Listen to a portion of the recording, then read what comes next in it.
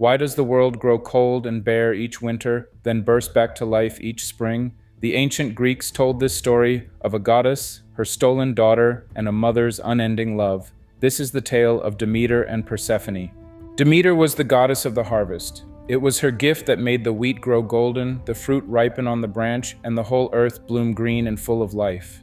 Her greatest joy of all was her daughter, Persephone, a bright and gentle young goddess, whom Demeter loved more than anything in the world. One bright morning, Persephone wandered through a sunlit meadow with her companions, gathering armfuls of flowers. Then she saw it, a single flower, more beautiful than any other, a wondrous bloom with 100 blossoms. Delighted, she reached out to pick it. But the moment she touched it, the ground split wide open with a roar, and up out of the dark chasm thundered a black chariot drawn by 4 black horses. It was Hades, the grim lord of the underworld, the shadowy realm of the dead far beneath the earth. He had seen Persephone and fallen in love with her. Before she could even cry out, Hades swept her up into his chariot and plunged back down into the earth, and the ground closed over them as if it had never opened at all. And just like that, Persephone was gone. The meadow lay empty, the flowers scattered on the grass, and not a soul had seen where she went. When Persephone did not come home, Demeter grew afraid. She called and called for her daughter, but no answer ever came back to her.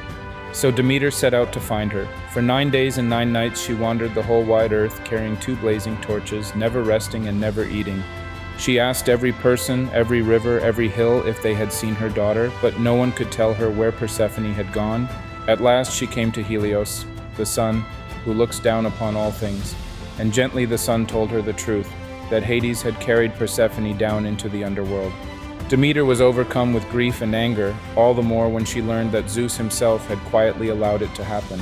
In her sorrow, Demeter turned away from her duties. She let her gifts fail and drew the life out of the soil. And so, for the first time ever, the world grew cold and barren. The crops withered, the leaves fell, the fields turned brown and bare, and nothing at all would grow. A terrible famine spread across the land. The people had no grain, no harvest, no food, and everywhere they began to suffer and to starve. From high on Mount Olympus, Zeus looked down on the dying world.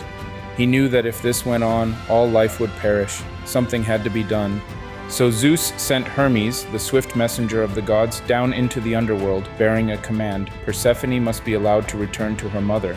Deep below, Hermes found Persephone seated beside Hades upon a dark throne, pale and silent, longing for the sunlit world above. But there was a problem. While in the underworld, Persephone had eaten a few small seeds of a pomegranate, and by an ancient rule, whoever tasted the food of the dead could never fully leave. And so a bargain was struck.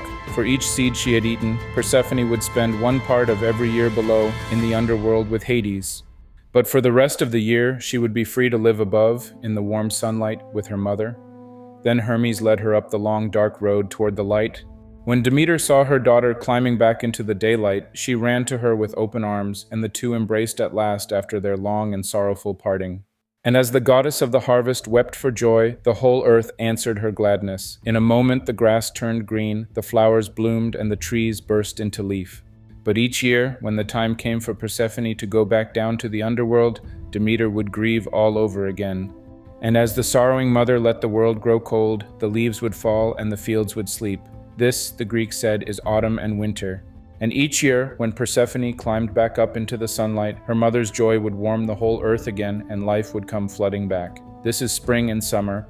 So the turning of the seasons was, to the Greeks, the story of a daughter going and returning, and of a mother's love so deep it turned the very world from death to life and back again. Every spring, when you see the first green shoots push up through the cold, dark ground, you are watching Persephone return and Demeter rejoice. The Greeks honored this story for hundreds of years in secret sacred rites, which promised that, just like the seeds buried in the earth, life can always rise again. A stolen daughter, a grieving mother, and the turning of the seasons, such is the tale of Demeter and Persephone. Follow for more tales from ancient Greece. Next time, the very beginning, when the Titans ruled and the gods of Olympus rose to take their place.